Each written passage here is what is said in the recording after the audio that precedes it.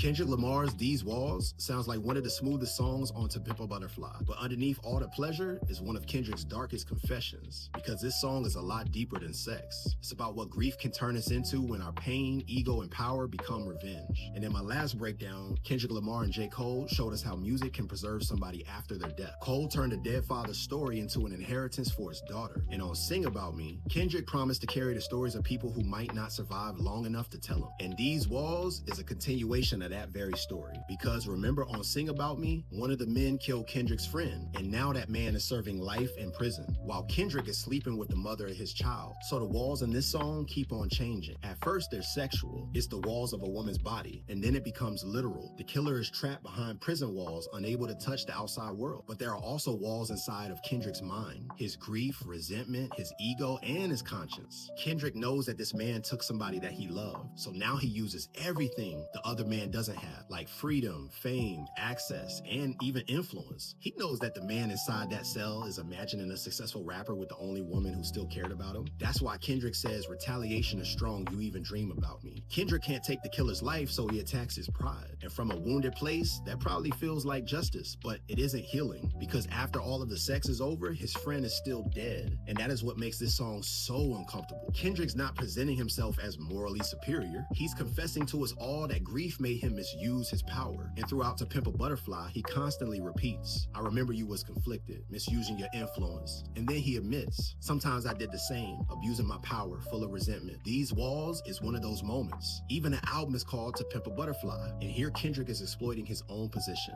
We see him exploit the man's imprisonment and the woman's vulnerability, and he even exploits his celebrity to make somebody feel even a fraction of his pain. He compares his behavior to Sammy the Bull Light, the mobster who betrayed John Gotti and cooperated with the government. He was a snitch.